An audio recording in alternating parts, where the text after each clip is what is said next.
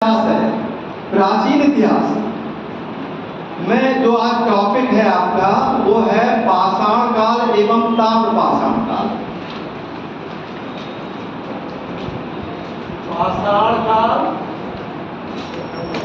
एवं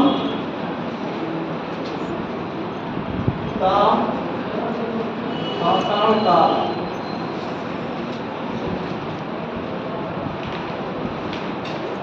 देखिए,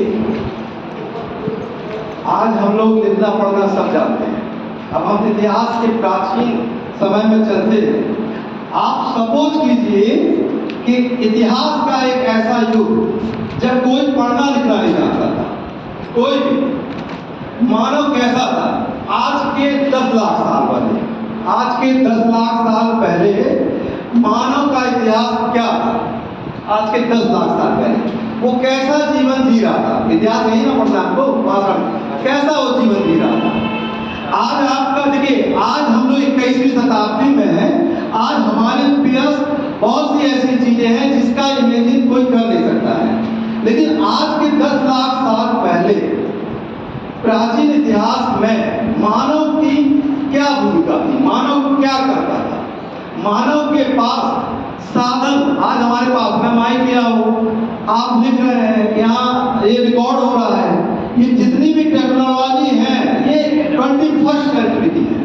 लेकिन थोड़ी सी कल्पना करिए कि 10 लाख साल पहले मानव ने अपना जीवन कैसे शुरू किया और शुरुआत में उसने अपने साधन को कैसे उपयोग किया। पाषाण मतलब होता है पत्थर। पाषाण मतलब क्या है? पत्थर। ठीक है, आज आप दिख रहे हैं, आपका औजार एक पेन है, तब तो उनके पास पत्थर नहीं था। तो पहले चीज इतिहास में समझने से पहले 3 चीज बिल्कुल ध्यान से समझिएगा। इतिहास में को बांटा जाता है 3 चीज में। एक होता है प्राग ऐतिहासिक काल। क्या होता है? प्राग ऐतिहासिक काल। प्राग जो है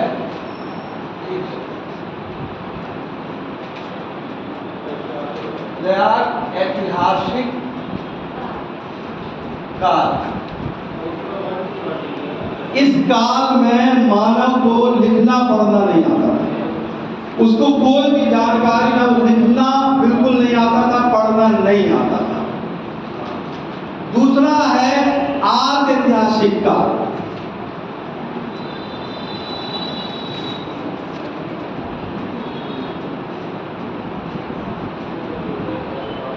आर्य ऐतिहासिक काल का मतलब आधा पढ़ना जानता था, लिखता भी था।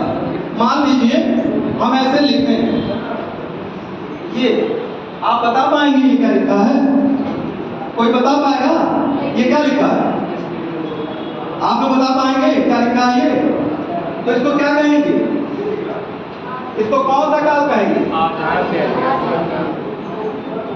तो इसके बारे में क्या आप लोग समझे कि लिखना तो जानते थे, मतलब है, लेकिन उसको अभी तक पढ़ा नहीं गया। अभी तक क्या हुआ? पढ़ा नहीं जा। तो इतिहास में ऐसे भी टॉपिक हैं, ऐसा भी काल है जो लिखना तो जान लिया, मतलब वो रिसर्च से ये तो पता चल गया कि वो लोग लिखते थे, लेकिन आज तक वैज्ञानिक ये पता नहीं कर पाए कि उन्होंने लिखा क्या। ऐसी को कहते हैं इंडस सिविलाइजेशन या सिंधु घाटी की सभ्यता। ठीक है, मतलब वहां के लोगों को जानकारी तो थी, उन्होंने लिखा, लेकिन आज तक किसी भी विद्वान ने इसको पता नहीं लगा पाया। और तीसरा इतिहास का होता है ऐतिहासिक काल, जिसको बोलते हैं हिस्टोरिकल एज। यानी जो चीजें हम ऐतिहासिक रूप से जानते हैं, जिन्होंने लिख दिया। हम इतिहास पढ़ते हैं तो जिसने लिखा है वही ना पढ़ रहे हैं। मान लीजिए किसी ने लिख दिया वैदिक काल के बारे में, किसी ने मौर्य काल के बारे में लिखा है, तो जिसने भी मौर्य काल के बारे में लिखा है तभी तो हमारे पास आज उसी का साधन है। तो ये चीजें क्या हो गई? जो चीज लिखी हुई पड़ी हुई है, यानी जो चीज लिखित रूप में उपलब्ध है, वो किस श्रेणी में आ गया? जो चीज लिखित श्रेणी में है वो किस में आ गया? ऐतिहासिक काल। जो चीज लिखा है, जैसे आज आपने लिखा, इन्होंने लिखा इस कॉपी में, कल इनका कोई नोट्स देख लेगा तो इन्होंने लिखित साथ छोड़ दिया ना, और जिसने नहीं छोड़ा, तो जिसने छोड़ दिया, तो ये लिखित साथ जहां उपलब्ध है वो क्या है? ऐतिहासिक काल।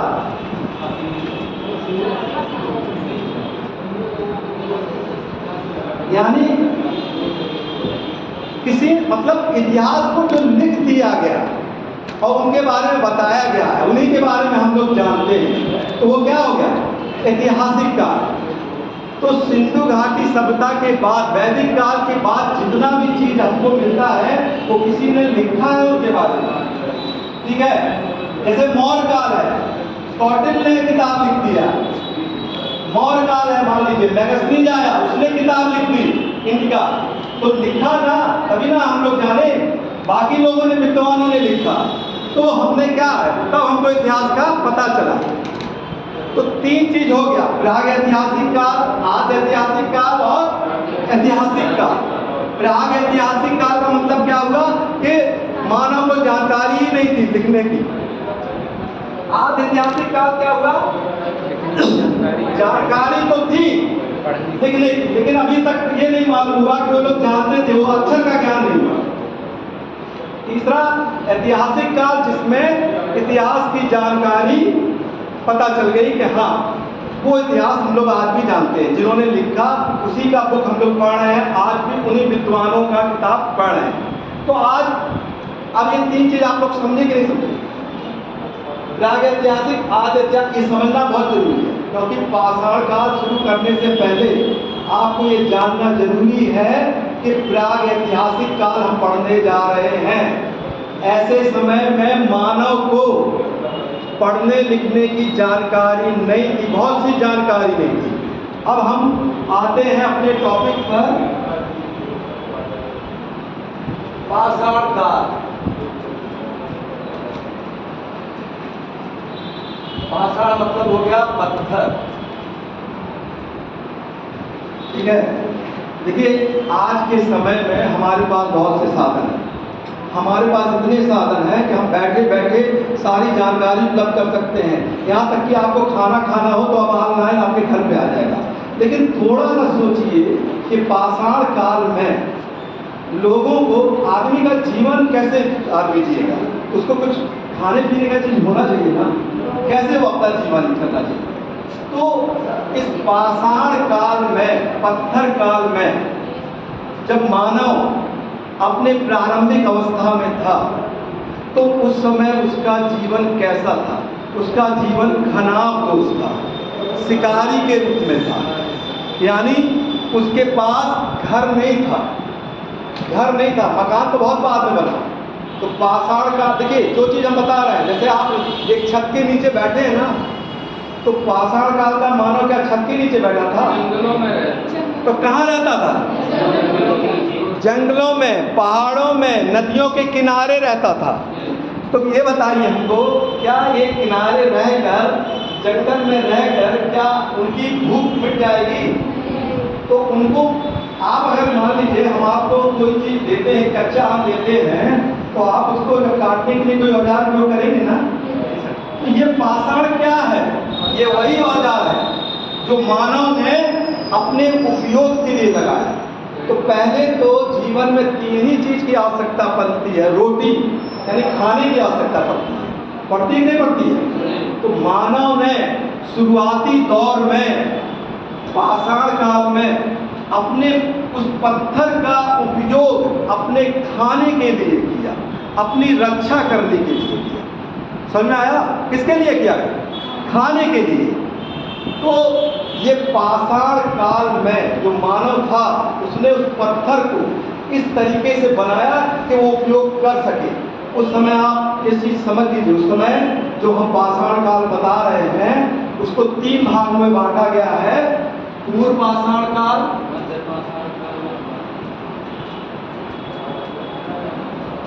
दूसरा मध्य पाषाण काल, और तीसरा नव पाषाण काल।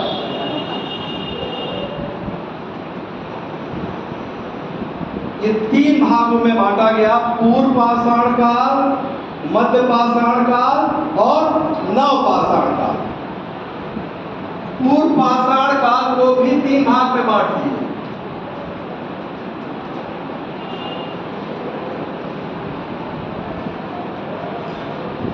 पूर्व पाषाण काल को भी 3 भागों में बांटा गया।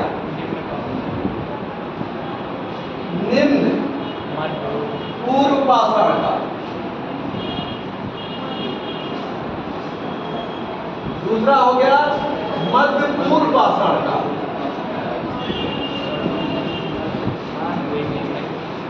तीसरा उच्च पूर्व पाषाण काल।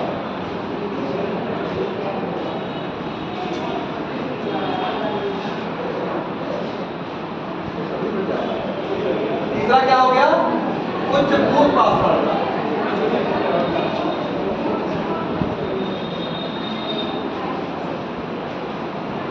ये 3 काल में पाषाण काल को बांट दिया गया, 3 काल में।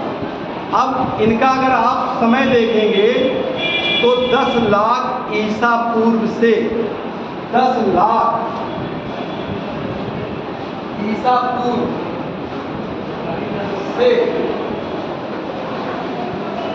और आपका 40,000 ईसा पूर्व तक, ये आपका पूर्व पाषाण काल बटा हुआ है। 10 लाख ईसा पूर्व, इसको समझ रहे हैं कि नहीं? ईसा पूर्व हाँ उठाइए, किसको ईसा पूर्व नहीं समझ में आता?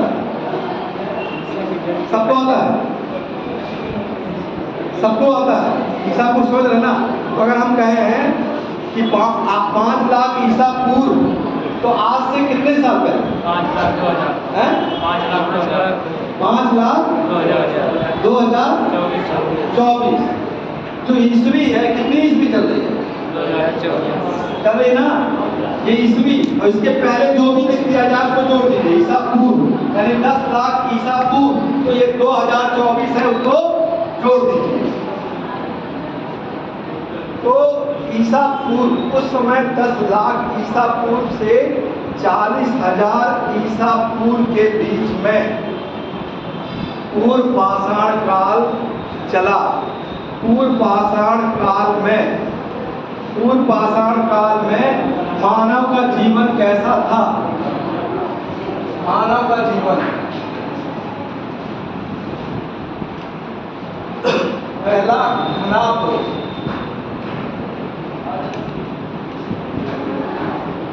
दूसरा शिकारी,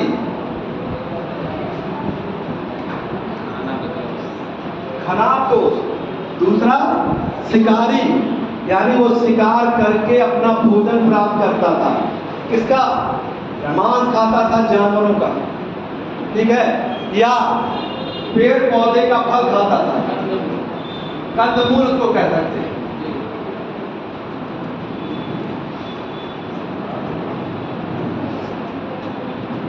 कंदमूल यानी मानव पहले जानवरों को मार लेता था और पेड़ पौधे थे उनका फल का वो सेवन करता था। ये किसमें करता था? पूर्व पाषाण काल में। इसके लिए उसने क्या किया कि औजार का निर्माण शुरू किया। अब देखिए, मान लीजिए किसी जानवर को मारना है तो आज तो आप लोग जानते हैं लोहे का औजार है, कोई काट देगा, मार देगा। लेकिन उस समय उस पत्थर को ऐसे डिजाइन किया गया कि उससे वो अपने उपयोग की चीजों को, जैसे मान लीजिए मांस को काटना या पेड़ पौधे के जो फल हैं उनको काटना, तो उसी प्रकार वो उन्होंने अपने पत्थर का डिजाइन किया। तो आप लोग देखिए, नोट कर लीजिए, इसको थोड़ा सा नोट भी करा दें कि लिख लीजिए कि पाषाण काल, वो हेडिंग लिखिएगा,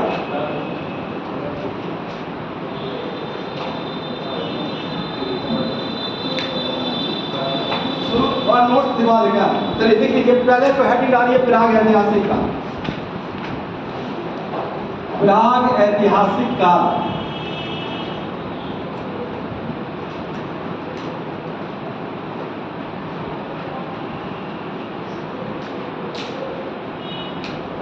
देखिए पाषाण काल का संबंध प्राग ऐतिहासिक काल से है।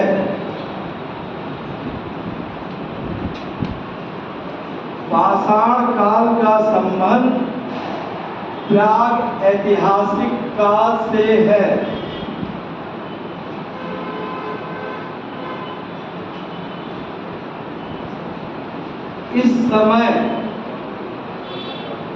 इस समय मनुष्य को कोई लिखित जानकारी प्राप्त नहीं थी।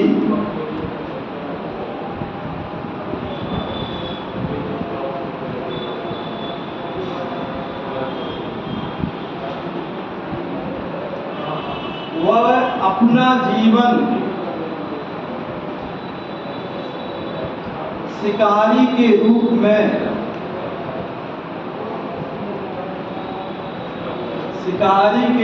में व्यतीत करता था।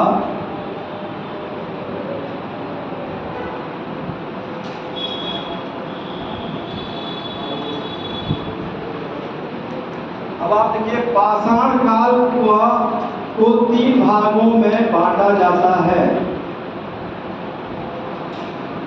पाषाण काल को 3 भागों में बांटा जाता है।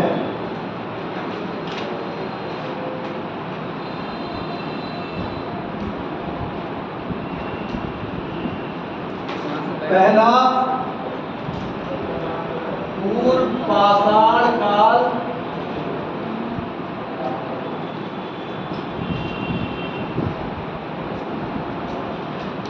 दूसरा मध्य पाषाण काल और तीसरा नव पाषाण काल।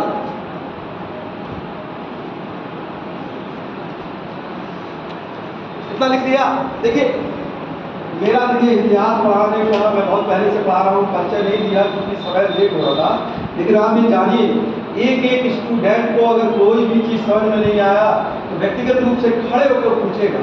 इसीलिए थोड़ा सा हम स्लो चल रहे हैं यहाँ पे कि आपको कहीं पॉइंट पे आप तुरंत हाथ खड़ा कर दीजिएगा, हम उसको फिर से समझाएंगे। आपको समझना बहुत जरूरी है, ठीक है, ये बहुत जरूरी समझना है। तो यहाँ अगर किसी को ये पूर्व पाषाण काल को 3 ये जो बांटा है, ये बांटा है, ये क्यों बांटा है कोई बताएगा? ये इसका विभाजन किस आधार पर किया गया? इसका विभाजन किस आधार पर किया गया? कौन बताएगा? पाषाण के आधार पर नहीं, इसका किस आधार पर कौन बताएगा?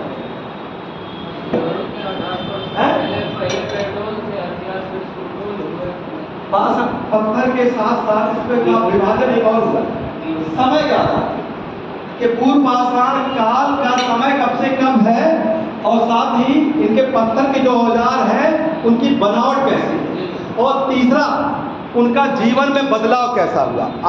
समय बदला, आदमी में बदलाव हुआ, ठीक है।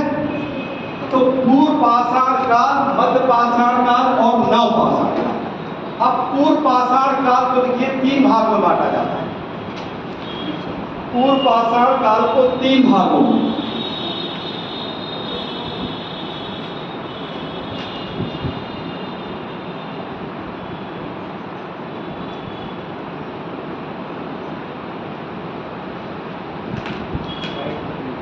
निम्न पूर्व पाषाण काल,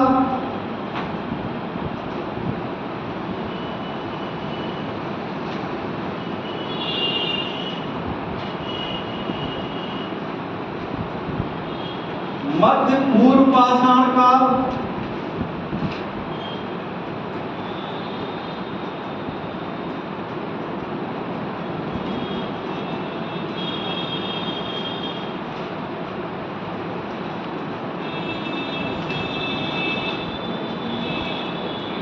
तीसरा उच्च पूर्व पाषाण काल।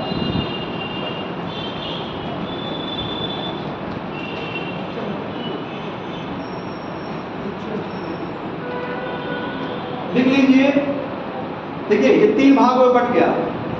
ये समय के आधार पे भी और पत्थर के औजारों की बनावट के आधार पे भी इनका मतलब है। निम्न पूर्व पाषाण काल जो लगभग 5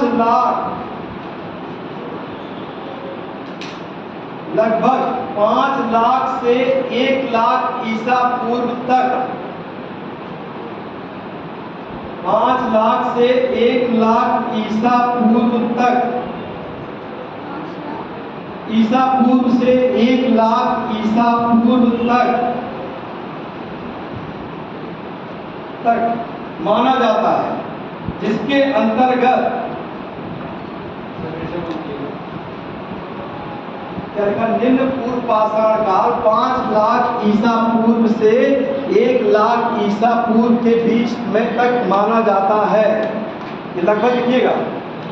जिसके अंतर्गत मानव ने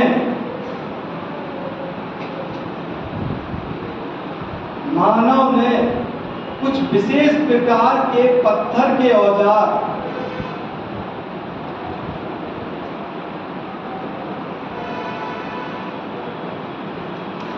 कुछ विशेष प्रकार के पत्थर के औजार, जिनको इधर देखिएगा हस्त कुठार यानी कुल्हाड़ी, जिनको हस्त कुठार, दूसरा खंडक,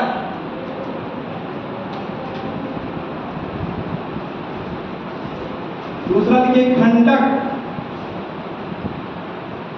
तीसरा लिखिए विदारणी नामक औजार का निर्माण किया।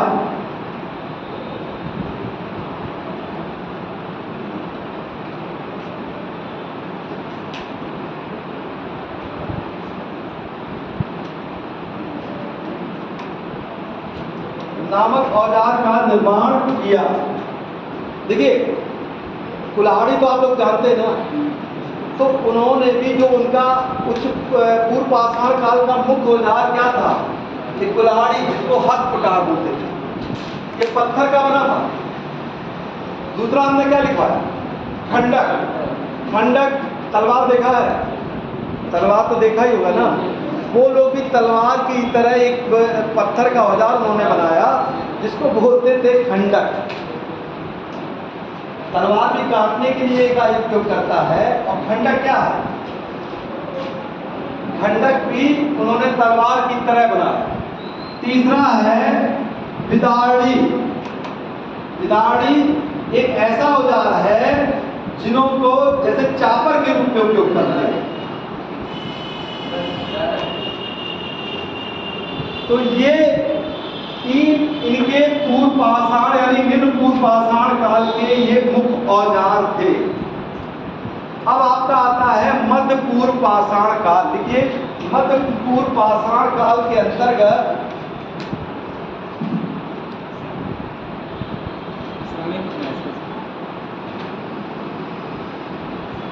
मध्य पूर्व पाषाण काल के अंतर्गत समय कितना है? समय कितना है? इसका देखिए 1 लाख ईसा पूर्व से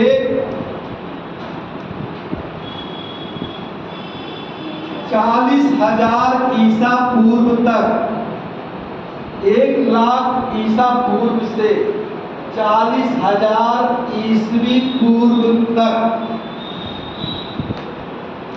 मध्य पूर्व पाषाण काल विभाग का समय विभाजित है। पूर्व पाषाण काल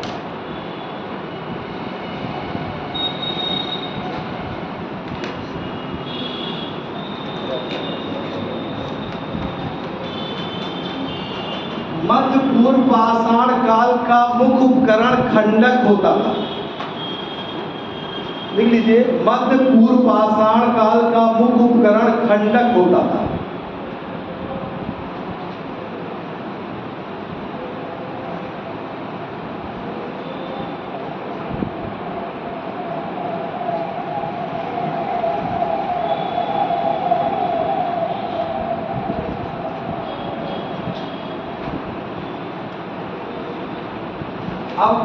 तीसरा है आपका उच्च पूर्व पुरा पाषाण काल।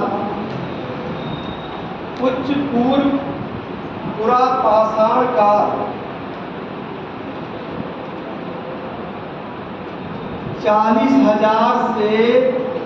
40,000 ईसा पूर्व से 10,000 ईसा पूर्व के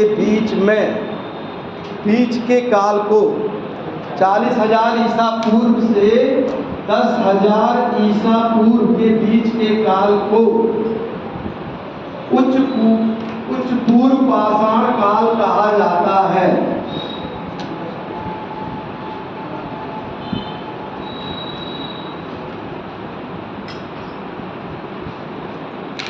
देखिए ये 10,000 ईसा पूर्व तक इनका उच्च पूर्व पाषाण काल का ये आ गया। पहले में हमने आपको कुल्हाड़ी बता दिया, मनुष्य ने एक कुल्हाड़ी बनाया फर्स्ट। दूसरे उन्होंने खंडक भी बनाया। हमने मध्य पूर्व पाषाण काल में भी बता दिया आपको। लेकिन एक बात एक रुक जाएगी, ठीक है, समझना बहुत जरूरी है। देखिए सबसे कठिन टॉपिक हिस्ट्री का पढ़ा है आप लोगों को, ये सबसे कठिन है। और ये आप समझ गए तो हमें लगता है इतिहास में आपको कोई समस्या होने वाली नहीं है। इतिहास का सबसे कठिन टॉपिक है ये पाषाण काल। लोग अभी भी कंफ्यूज करते हैं, लेकिन हम आपको कंफ्यूज नहीं करने देंगे, पक्का है। लेकिन आप हमारा साथ दीजिए, सुनिए ध्यान से बस। और जिसको जहाँ एक भी शब्द नहीं समझ में आया वो जरूर पूछ देगा, क्योंकि इतिहास में ये सबसे कठिन टॉपिक है। ये आप मान लीजिए, ये तुरंत भूलता भी है। इसके शब्द कठिन है, लेकिन इसको ध्यान दीजिएगा। आप फिर भी रिपीट कर देंगे। तीसरा हमने जो काल बताया आपको वो उच्च पूर्व पाषाण काल। अब देखिए मानव ने यहाँ एक औजार बनाया चक्कू की तरह। हम लोग चक्कू का उपयोग करते हैं ना, चक्कू का तो रोज ही उपयोग करते हैं अपना सब्जी काटने में, सलाद काटने में। तो वैसे ही उस समय के मानव ने एक चक्कू के आकार का एक औजार बनाया। क्वेश्चन तो यही आता है कि उस औजार का क्या नाम है। क्वेश्चन आपको देखिए क्या पूछा जाएगा कि उस मानव ने जो आकार में जो औजार बनाया उसका नाम क्या है। तो इसका नाम था क्लीवर। क्या नाम था? क्लीवर, जो उच्च पूर्व पाषाण काल। अब आप लोग ये सोचते होंगे कि क्लीवर होता क्या है, तो मैं यही बता रहा हूं आपको कि क्लीवर एक चक्कू की तरह होता है, ठीक है, जिसमें दोनों तरफ धार होती है। अमूमन हम लोग जो औजार का प्रयोग करते हैं उसमें एक ही तरह धार होती है। कारण क्या है कि हमको लग रहा है, लेकिन मनुष्य ने उस समय के अपनी सुविधा के लिए दोनों तरफ औजार बनाया, मतलब धार बनाया। तो तीसरा जो था उच्च पूर्व पाषाण काल, उसका मुख्य जो औजार था उसका क्या नाम था? क्लीवर। ये क्लीवर था। तो ये तो देखिए आपको हमने औजार बता दिया, हमने आपको उसका समय बता दिया। अब आती है कि उस समय का सीधे क्वेश्चन ये पूछता है कि उस समय के मनुष्य पाषाण काल की विशेषता क्या थी, वो क्या। अब आप देखिए हमेशा सोचिए, उसके पास घर नहीं था, उसके पास खेती नहीं थी, अनाज नहीं था, तो खाता पीता रहा ना, क्या खाता था? और तो ये हमेशा दिमाग में रखिएगा। अगर पूर्व पाषाण काल से क्वेश्चन आएगा, मान लीजिए कि उनका खाद्य पदार्थ क्या था, तो ये क्वेश्चन आपके दिमाग में सेट होना चाहिए। कहीं ऑप्शन में चावल है, गेहूं मत दीजिए। क्यों नहीं माना? क्योंकि खेती तो करता ही नहीं था। तो जो व्यक्ति खेती नहीं थी उस जमाने में, तो आप सोचिए कि आपको तो सिर्फ सोचना है ना, अगर खेती नहीं करता तो खाता क्या हो, ठीक है। बस दिमाग यही आपका कॉन्सेप्ट होना चाहिए कि जब खेती नहीं करता था तो आखिर वो जीता तो था ही। तो जीने के लिए उसने क्या किया? मांस, यानी जानवर का मांस खाया, उसने कंदमूल खाया। तो उसकी विशेषता ये हो गई कि वो उसका जीवन शिकारी था। उसके पास लिख लीजिए, इसको हम लिखवा दे रहे हैं। ये बिदाड़ी एक तरीके के जो हम लोग छीलते हैं, आप आलू छीलने वाला काम करते हैं ना, छिल्ली टाइप का था। खंडक तलवार की तरह।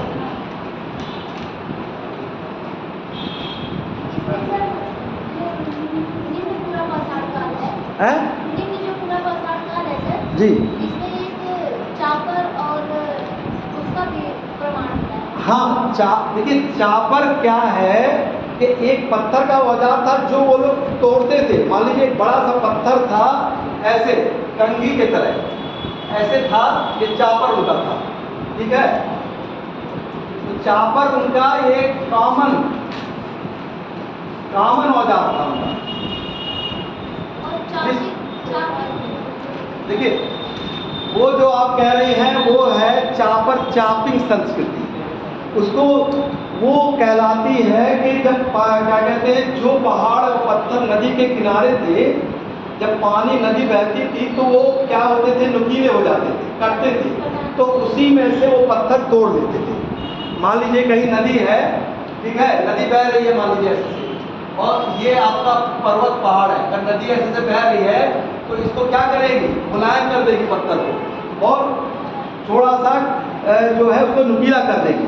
तो मनुष्य को ये फायदा हो गया कि वो उसी का एक कोना, जैसे ये मेज है, ये नदी बहती है तो मान लीजिए इस किनारे को काटती है, तो ये चीज़ आपका क्या हुआ, कटते कटते नदी के बहाव से नुकीला हो गया। तो उसी को तोड़कर जो औजार उन्होंने बताए उसको कहते थे चापर, यानी उसको एक और नाम देते थे पैबुल संस्कृति। पैबुल क्या बोलते थे, पैबुल संस्कृति। ये जो विद्वानों ने खोज की, ये पंजाब राज्य है ना, ये देखिए भारत में भी है, पाकिस्तान में भी है। तो पंजाब के राज्य में एक नदी बहती है जिसका नाम है सोहन नदी, ठीक है। सोहन नदी के किनारे जो औजार पाए गए हैं वो पैबुल संस्कृति के पाए गए, ठीक है। किस संस्कृति के, पैबुल वह पत्थर होता था जो नदी के बहाव से नुकीला हो जाता था। देख लीजिए, इसको लिखवा दिया आपने, पूछ लिया तो इसको लिख लीजिए, लिख लीजिए, हेडिंग आ रही है पैबुल संस्कृति, पैबुल संस्कृति, ये तो हमने लिखा है पैबुल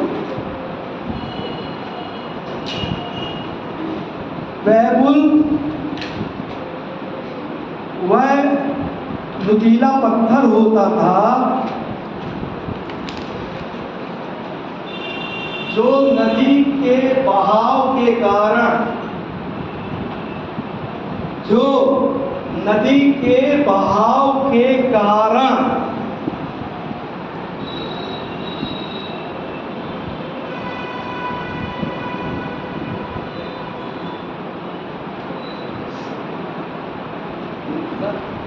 चिकना हो गया था, जिसको मानव ने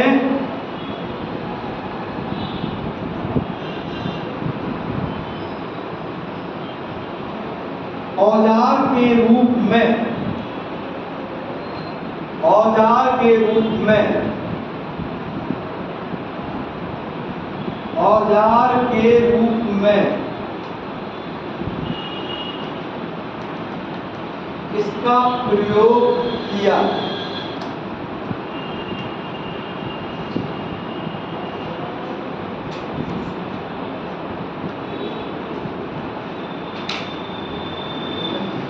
देखिए जी, पैबुल जो एक औजार था, हाँ इसमें संस्कृति शब्द कैसे? हाँ, देखिए संस्कृति होता क्या है, कल्चर क्या होता है।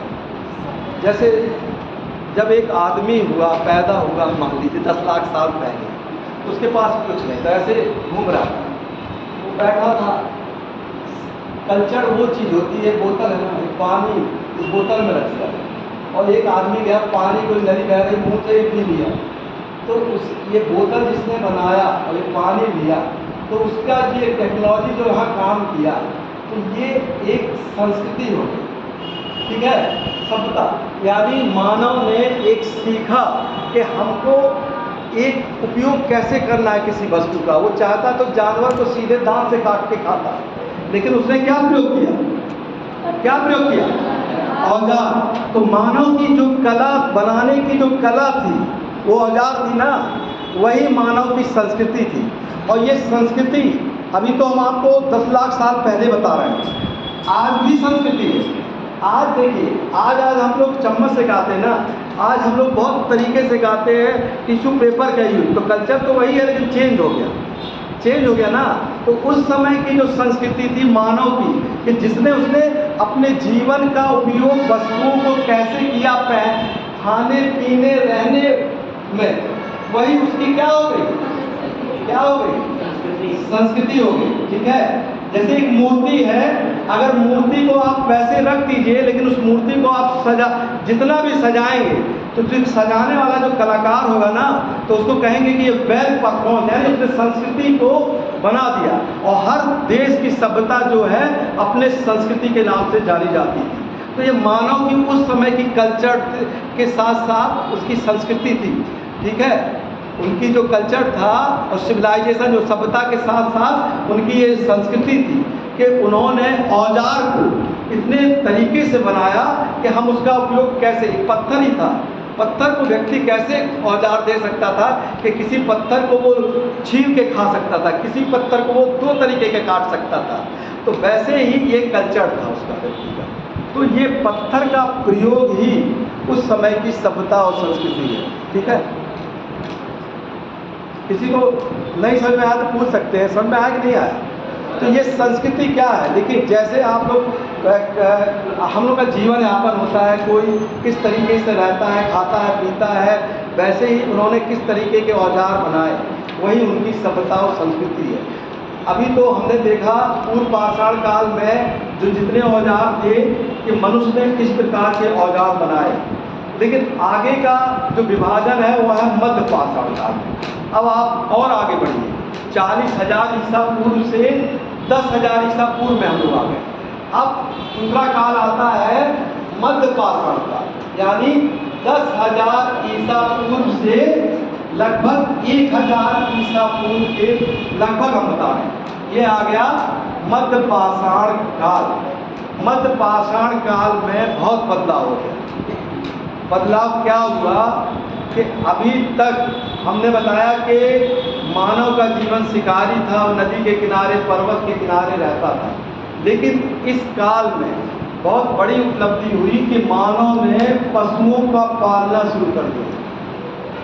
मध्य पाषाण काल में क्या किया, पशुओं को पालना शुरू कर दिया। मध्य पाषाण काल में उनका जीवन यापन और अच्छा हुआ। जो औजार वो बड़े बड़े बनाते थे, अब वो छोटे औजार बनाने लगे। मध्य पाषाण काल की सबसे बड़ी विशेषता है कि उनके औजार जो क्या हो गए, वो छोटे हो गए, छोटे तरीके के औजार हो गए। जैसे बहुत बड़ी चीज़ होती है, लेकिन छोटे तरीके से औजार हो गए।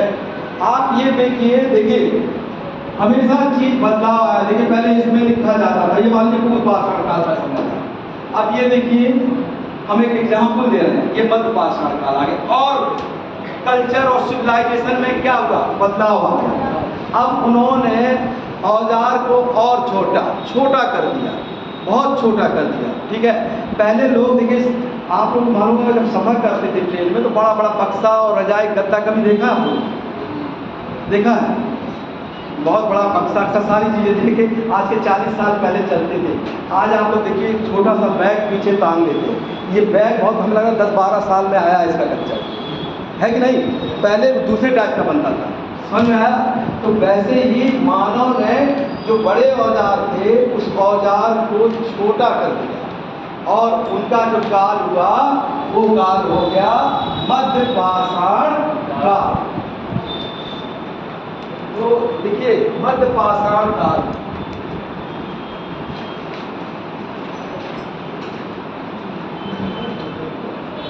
मध्य पाषाण काल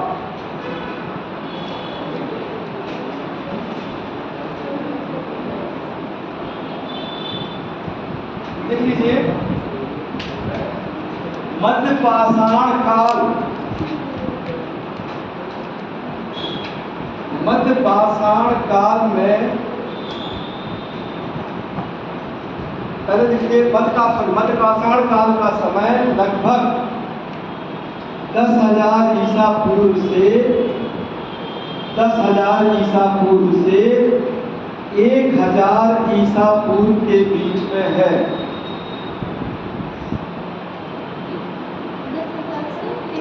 10,000 ईसा पूर्व, हाँ 1000 ईसा पूर्व मध्य पाषाण काल में मानव ने छोटे औजार का निर्माण करना शुरू किया।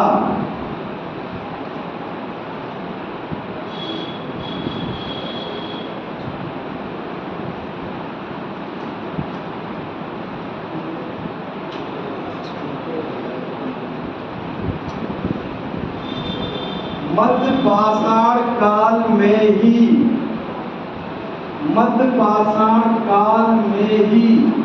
मानव ने सर्वप्रथम शैल चित्र बनाना शुरू किया। मध्य पाषाण काल में ही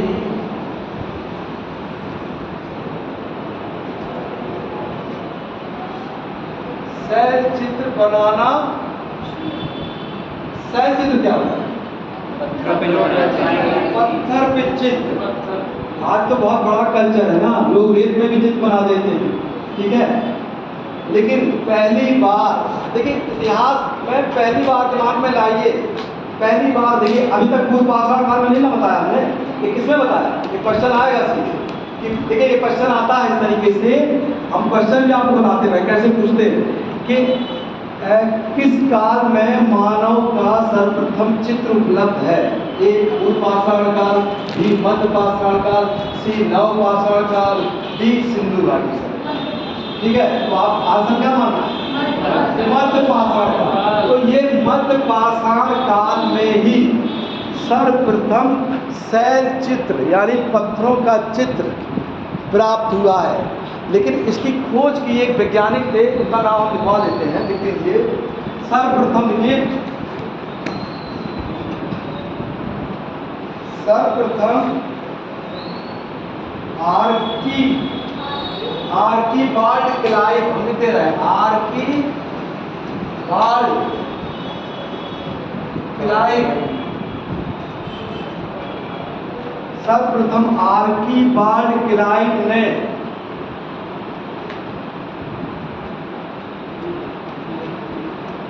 विंध्य क्षेत्र से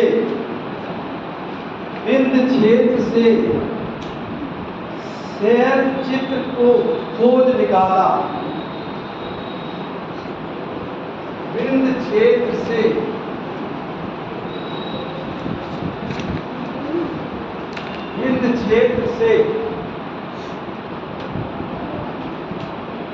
शैल चित्र को खोज निकाला। ठीक है, ये विंध्य क्षेत्र जो विंध्याचल पर्वत के आसपास का जो क्षेत्र है, वहाँ पर उन्होंने खासकर मिर्जापुर के आसपास क्षेत्र में ये पहली बार पर्वतों पे ये चित्र को खोजा। लेकिन सबसे विख्यात जो चित्र उनको प्राप्त हुए वो एक स्थान है, किसी को मालूम है? भीमबेटका का नाम सुना है? भीमबेटका।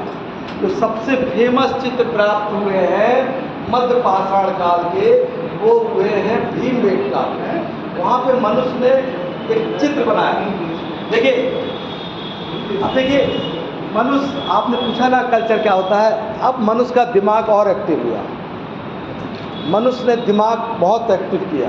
अब एक्टिव हुआ तो जैसे आज हम लोग नेट ऑनलाइन सारी चीज़ें, बहुत खुशी होती है ना, उस ज़माने पे आप सोचिए कि उनको सबसे ज़्यादा खुशी क्या हुई जब उन्होंने एक कला का जन्म दिया, चित्र का। फोटो तो था नहीं, कैमरा तो था नहीं, तो उन्होंने क्या किया? एक चित्र बनाया, माने देख कर चित्र बनाया। तो पहले उन्होंने एक झुंड बनाया कि एक व्यक्ति को उन्होंने ये बताया, ये उन्होंने दर्शाया कि एक आदमी है, मान लीजिए, उसके साथ कई जानवर है, या ऐसे बना दे रहे हैं कि जानवर के साथ उन्होंने चित्र बना दिया, एक दर्शाया, और जानवरों के साथ चित्र बना दिया। उस पर कई जानवर का उन्होंने चित्र बनाया, बारहसिंगा का, नीलगाय का चित्र बनाया, हिरण का चित्र बनाया। तो ये चित्र बनाया, ये फेमस चित्र मिलता है आपको एक स्थान पे जिसका नाम है भीमबेटका। ये है मध्य प्रदेश के रायसेन जिले में, लिख लीजिए, मध्य प्रदेश के, देखिए, मध्य प्रदेश के रायसेन जिले में, मध्य प्रदेश के रायसेन जिले में भीमबेटका नामक स्थान से, भीमबेटका नामक स्थान से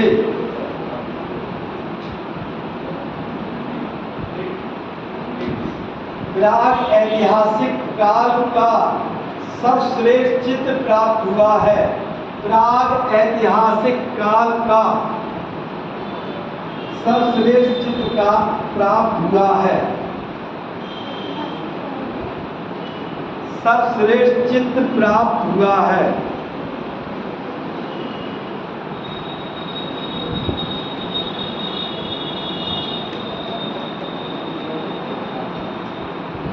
देखिए, ये सबसे फेमस चित्र उस समय के मध्य पाषाण काल से प्राप्त हुआ है। मध्य पाषाण काल में हमने बताया कि उपलब्धि हुई, पशुपालन की खेती मनुष्य करने लगा, ठीक है। और भी उपलब्धि हुई मध्य पाषाण काल में, तो इस समय उन्होंने चित्र बनाया। इसके साथ ही साथ उन्होंने कब्रिस्तान भी बनाया। कब्रिस्तान यानी लोगों को दफनाना भी शुरू किया। तो कई ऐसे स्थल की खोज हुई जहाँ से ये प्राप्त हुआ। तो लिख लीजिए, मध्य पाषाण काल के प्रमुख स्थल, मध्य पाषाण काल के प्रमुख स्थल लंगनाच, प्रमुख स्थल लंगनाच,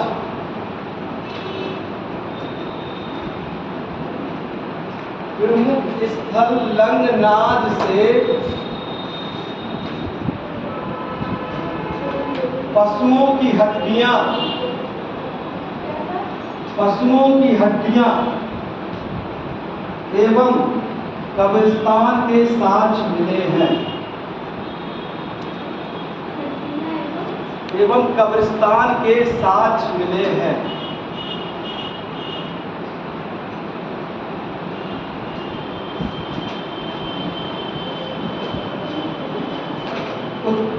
ये उत्तर प्रदेश के प्रतापगढ़ जिले में,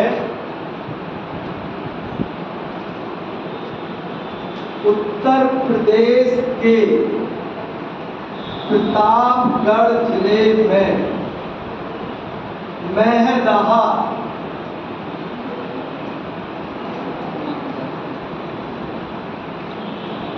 महदहा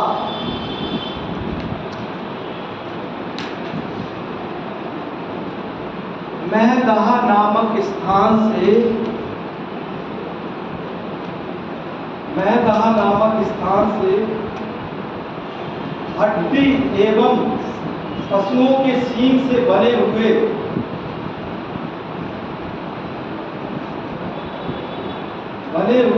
औजार मिले हैं।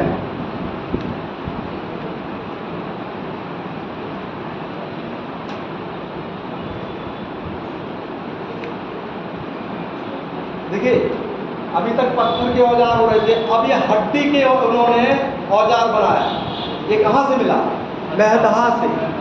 महदहा कहाँ है? ये बहुत, देखिए, हमेशा ये क्वेश्चन पूछा जाता है, बहुत ही इम्पोर्टेंट क्वेश्चन है ये। हमेशा अगर आप देखेंगे ये क्वेश्चन बहुत इम्पोर्टेंट, हमेशा वेरी इम्पोर्टेंट है ये हमेशा पूछा जाता है कि इसमें दो क्वेश्चन बनता है। पहला, कि महदहा का संबंध किस काल से है? तो ये किस काल का है? ये किस काल का है? हाँ, पहला क्वेश्चन बना। दूसरा, इसी में ये क्वेश्चन बनता है कि सींग से या हड्डी के बने हुए औजार कहाँ से मिले? तो कहाँ से मारेंगे आप लोग? महदहा से। है क्या चीज? महदहा। दूसरा है दमदमा। क्या है? दमदमा। ये भी प्रतापगढ़ जिले में है। दमदमा, दमदमा। देखिए, प्रतापगढ़ जिले के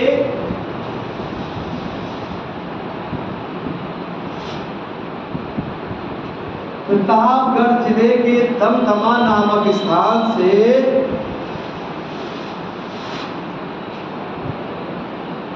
41 मानव समाधान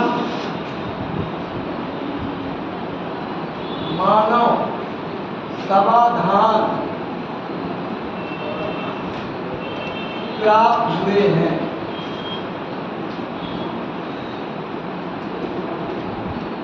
यानी ये देखिए समाधान नहीं समझे इसको, दफनाना शुरू किए।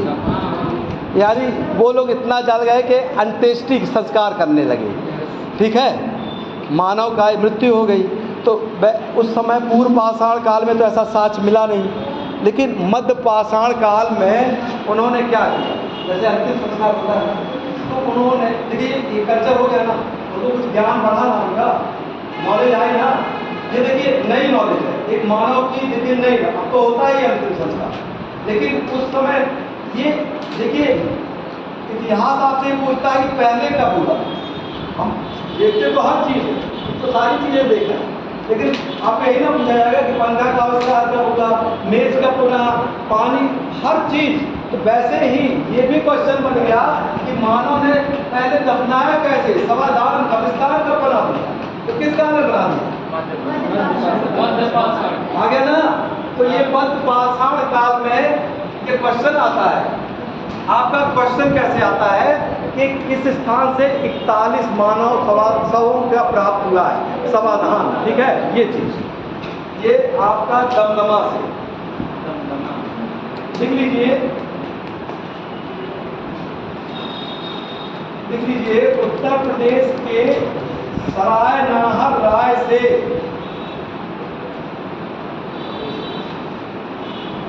सराय नाहर राय से सराय नाहर राय सराय नाहर राय से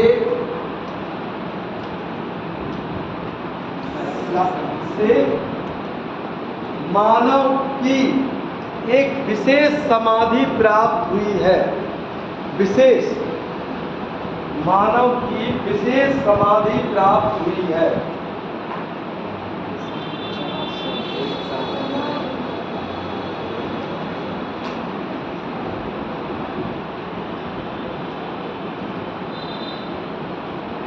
विशेष का मतलब है कि उन्होंने किसी मानव को दफनाया, दफना की अच्छे आकार में उसका एक डिजाइन तैयार किया।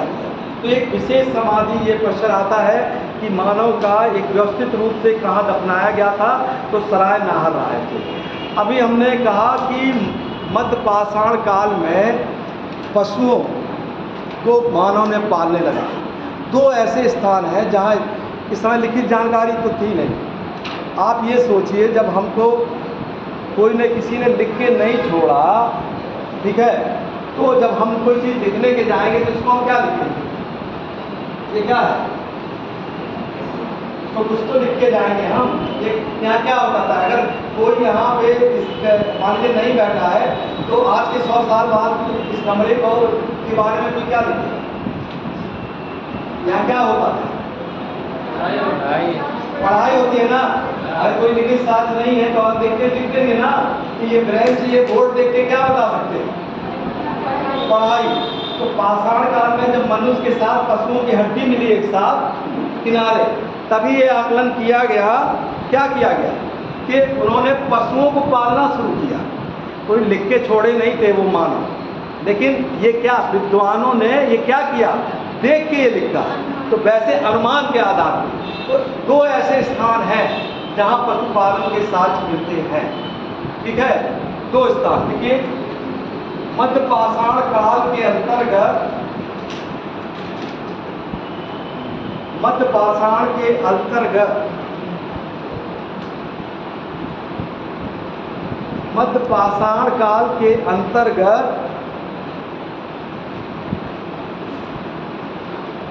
मध्य प्रदेश के होशंगाबाद जिले में, होशंगाबाद जिले में आदमगढ़, आदमगढ़ से पशुपालन का साक्ष्य मिला है। आदमगढ़, आदमगढ़ ये मध्य प्रदेश का होशंगाबाद जिला है, वहाँ के आदमगढ़ तथा राजस्थान के पशुपालन पशुपालन, पशुओं को पालने का साक्ष्य मिला है। पशुपालन, ये क्वेश्चन आता है कौन कौन स्थान से मिला है। पशुपालन का साक्ष्य मिला है, कहाँ से मिला है? आदमगढ़ एवं राजस्थान के, लिख लीजिए, भीलवाड़ा जिले में,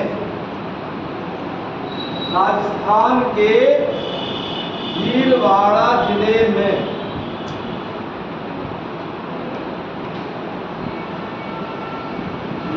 पशुपालन के साक्ष्य मिले हैं।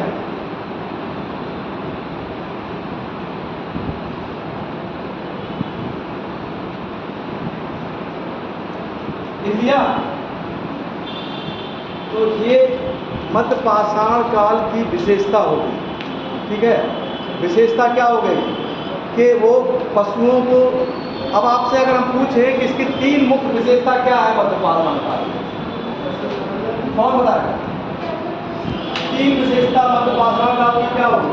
पहला क्या है? पशुपालन, दूसरा चित्रकला, तीसरा समाधान, ठीक है, चौथा छोटे औजार। अगर ये 4 दिमाग में बैठे ना, ये बिल्कुल मेन विशेषता है उसकी। अब आपको ये देखना है कि ये कहाँ कहाँ से मिले, ठीक है, लेकिन ये मेन चीज हो गया मध्य पाषाण काल का। मध्य पाषाण काल में अभी एक चीज है, मानव ने बहुत बड़ी उन्नति कर दी। इतिहास में मानव ने बहुत जानकारी दी, पशुओं को चलिए पालना भी शुरू कर दिया, छोटे औजार भी शुरू कर दिया, चित्र भी बनाना शुरू कर दिया। उसने आग का पता लगा लिया। आग का क्या किया? देखिए ध्यान से सुनिएगा, क्या क्या कह रहे हैं? आग का क्या किया? पता लगाया, उपयोग नहीं किया। क्या किया? जैसे मान लीजिए आग, किसी पत्थर पे पत्थर फेंका तो आग जल गया, तो उसको लगा कि ये रोशनी उत्पन्न हो गई, यानी उसने रोशनी देखा, आग देख लिया कि आग का पता लग गया, लेकिन आग का उपयोग नहीं किया। अभी उपयोग तो नवपाषाण काल में करता है। तो लिख सकते हैं आप कि मध्य पाषाण काल में, लिख लीजिए, मनुष्य ने आग का अनुसंधान कर लिया। लिख लीजिए,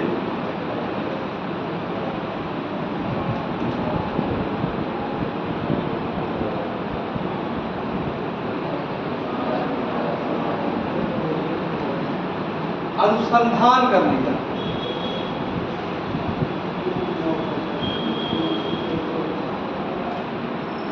अब ये तो देखिए विशेषता आपकी मध्य पाषाण काल। अब तीसरा काल आता है नवपाषाण काल। नवपाषाण काल का भी समय लगभग यही है, 9000 या 9000 ईसा पूर्व से देखिए 1000 ईसा पूर्व तक। अब देखिए हेडिंग डालिए नवपाषाण काल।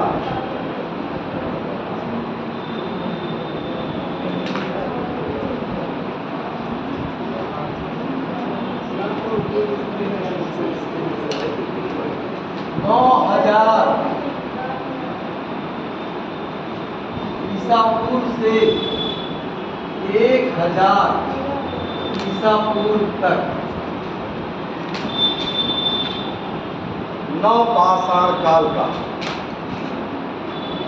अब इसकी देखिए क्या विशेषता है। अभी हमने बताया आग का पता तो लगा लिया, लेकिन उपयोग कब हुआ?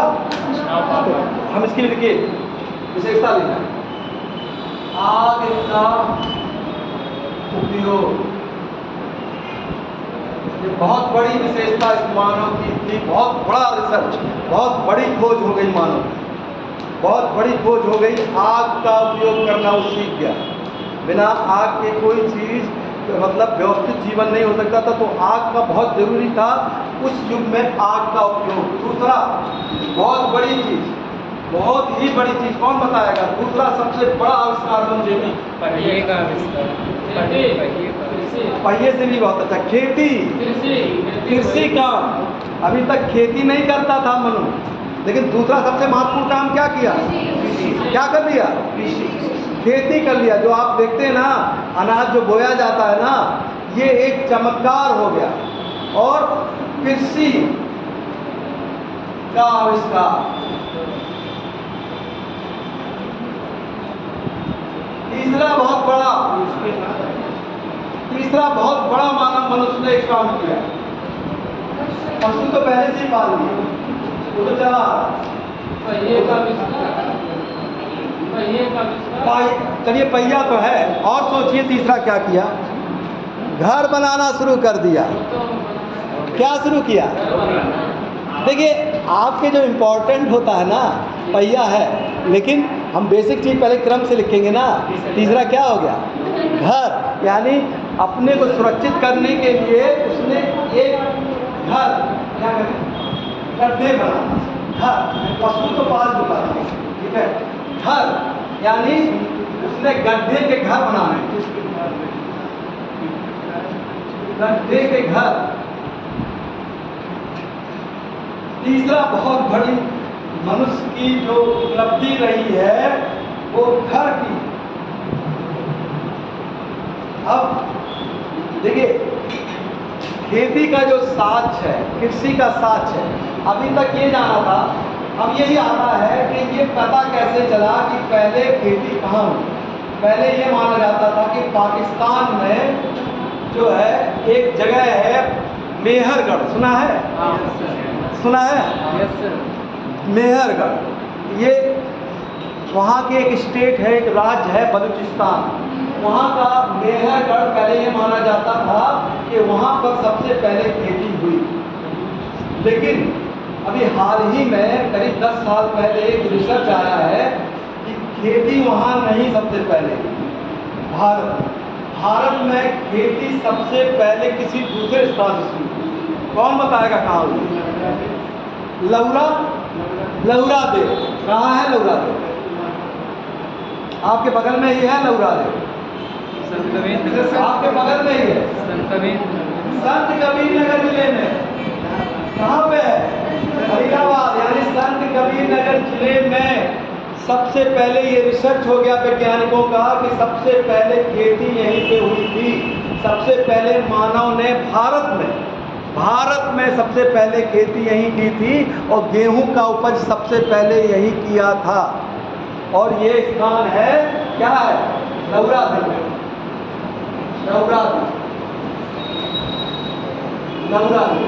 तो लिख लीजिए आप, नवपाषाण काल में लगभग 9000 ईसा पूर्व में, लगभग 9000 ईसा पूर्व में, लगभग 9000 ईसा पूर्व में संत कबीर नगर जिले के संत कबीर नगर जिले में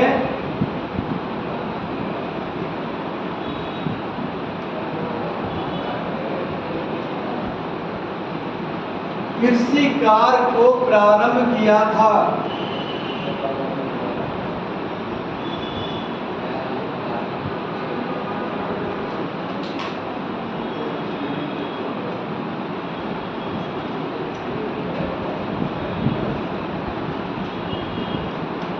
लिख लीजिए, चावल की खेती नवपाषाण काल की मानी जाती है। चावल की खेती नवपाषाण काल में मानी जाती है, जो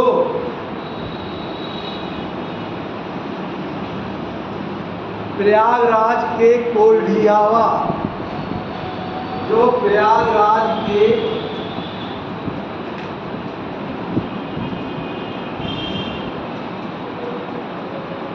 कोल्डियावा नामक स्थान से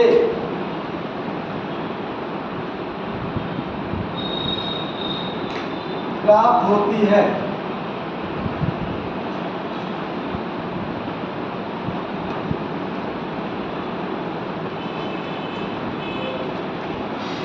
देख लीजिए, नवपाषाण काल में मेहरगढ़ नामक एक प्रमुख स्थल था। मेहरगढ़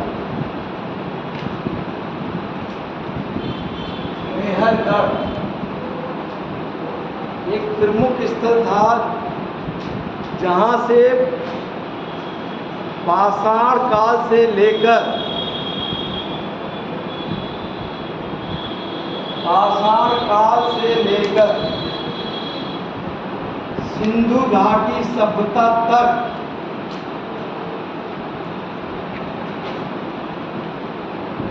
सिंधु घाटी सभ्यता तक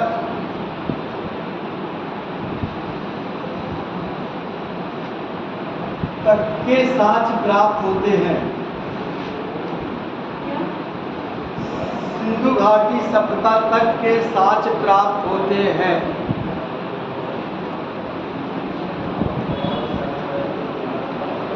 नवपाषाण काल का दो चीज और लिख लीजिए। नवपाषाण काल का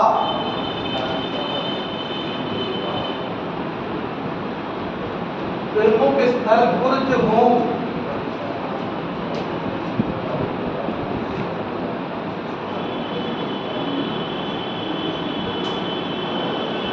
जहां मनुष्य के साथ कुत्ते के पालन का मनुष्य के साथ कुत्ते के पालन का साक्ष्य प्राप्त होता है। मनुष्य के साथ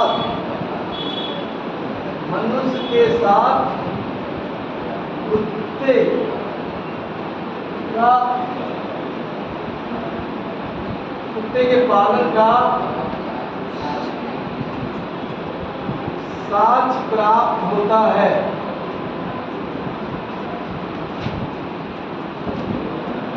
यानी देखिए, मनुष्य ने एक क्वेश्चन आता है कि पालतू जानवर पालना कब शुरू किया, तो क्या उत्तर हो गया? नवपाषाण काल।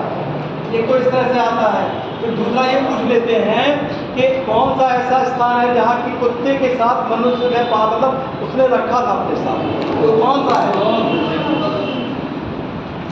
ठीक है, क्या है? बुर्ज। यहाँ पे मनुष्य के साथ कुत्ते के पालन का साक्ष्य मिला है। दूसरी विशेषता हमने बताई थी, एक स्थान है कुफराल। देखिए, नवपाषाण काल का एक प्रमुख स्थल है कुफराल। एक प्रमुख स्थल है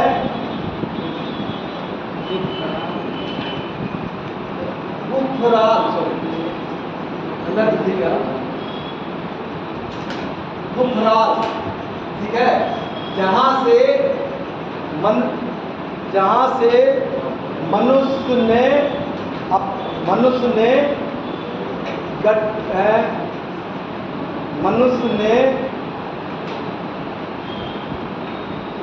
मिट्टी का घर का निर्माण किया था।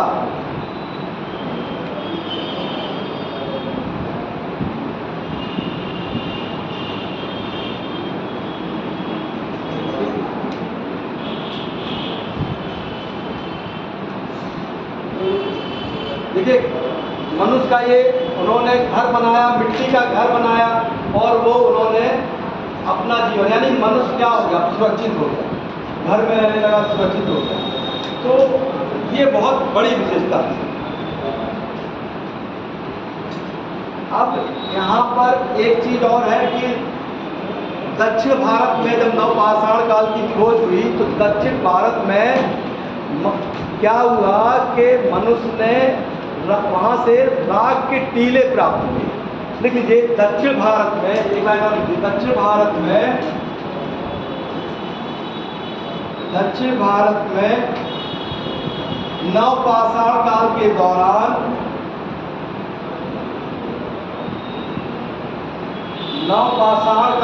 दौरान संगन,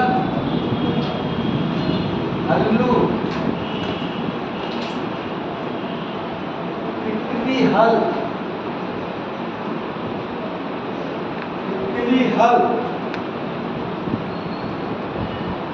तथा उतनूर से राख के टीले के निर्माण के साक्ष्य मिले हैं।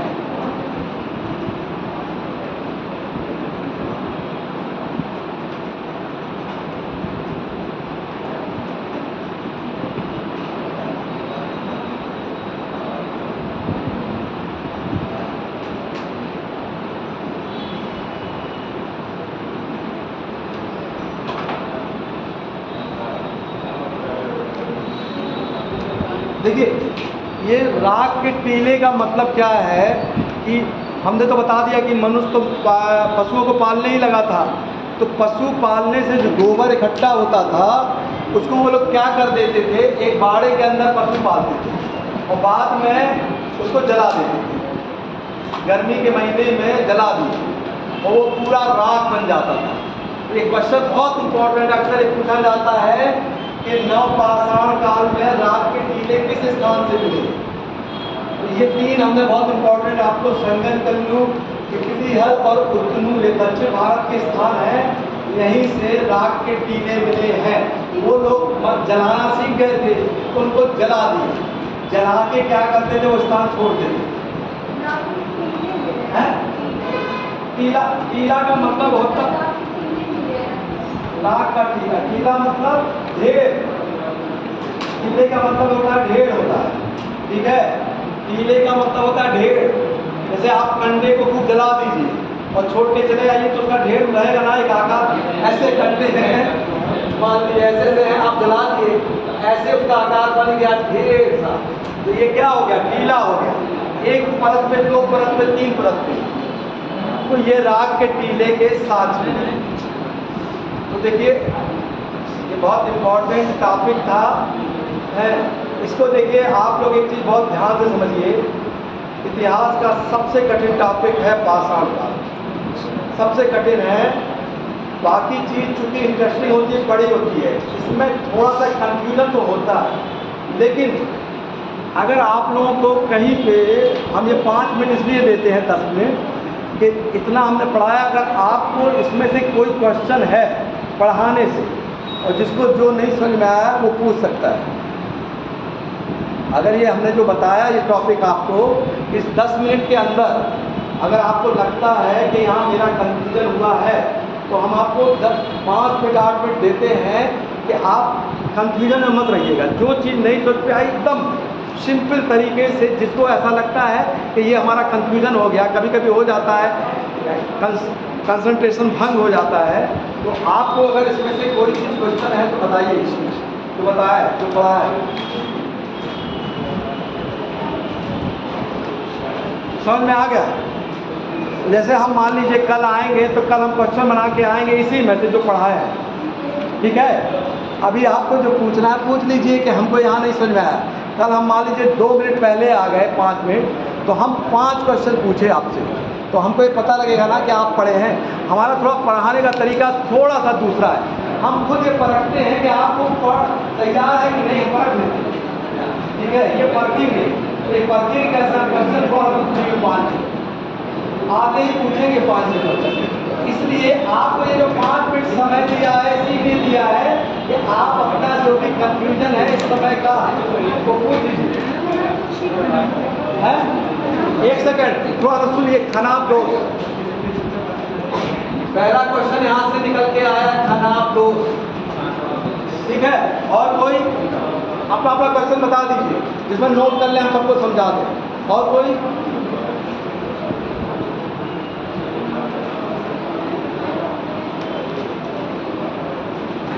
और नहीं है किसी का क्वेश्चन?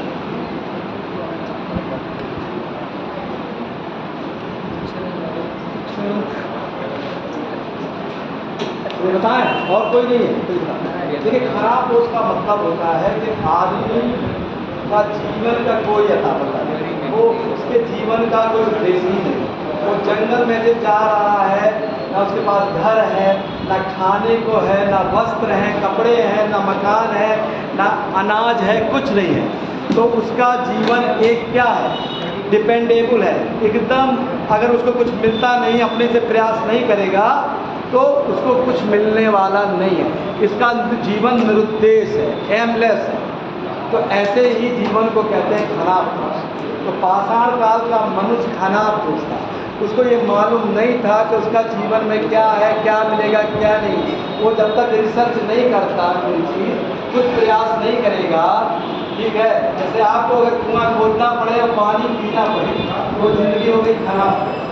अभी तो पानी का बोतल सामने है और मान लीजिए हमको पानी नहीं है तो हम पानी कैसे लें, कैसे मिलेगा? पानी नहीं है, नल नहीं है, ये व्यवस्था नहीं होती तो हम क्या करते, पानी या तो नदी के पास जाते या खोदते, तो हमारा जीवन क्या है, खराब हो। यानी हमको खुद करके ही मिलेगा कोई चीज़, इतने आसानी से नहीं मिलेगा, अव्यवस्थित है। ठीक है, ठीक, कोई और? चलिए, हाँ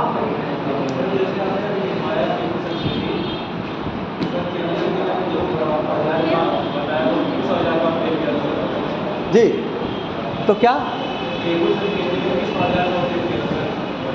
पैपुल, ये नुकीले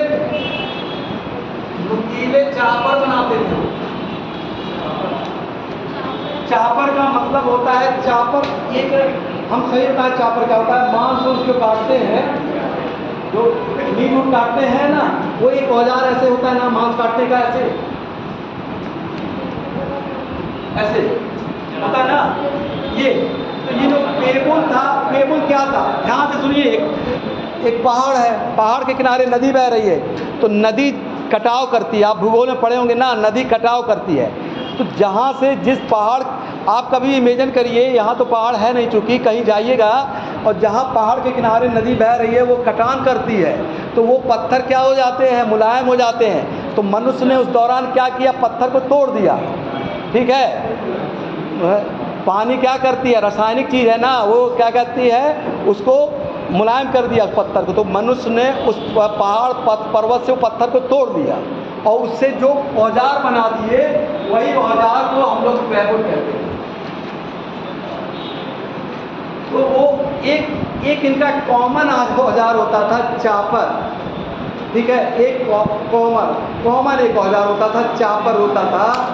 ठीक है, जैसे मान लीजिए बहुत सी चीज़ें तो हम लोग चक्कू से काटते हैं, लेकिन लोढ़ा समझते हैं, पत्थर। मानिए नारियल तोड़ना है तो चक्कू से करेंगे, एक पत्थर उठाए तोड़ दिए, एक कोई तरबूज तोड़ना है तो पत्थर से तोड़ दिए। तो वैसे ही पैपुल एक पत्थर का ऐसा औजार होता था कि उस मनुष्य ने ऐसा बनाया कि उसको कहीं भी उनको जानवर मिला तो पहले तो उसका सिर फोड़ दिए, फिर बाद में छोटा छोटा औजार उन्होंने बनाया तो उसको काटना शुरू किया। ठीक है, चलिए, और बस टाइमिंग तो हो गया। आपका एक छोटा सा बचा है ताम्र पाषाण काल, क्योंकि पहला दिन था, तो ताम्र पाषाण काल कल हम आपको बताते हैं। ठीक है, चलिए, थैंक यू।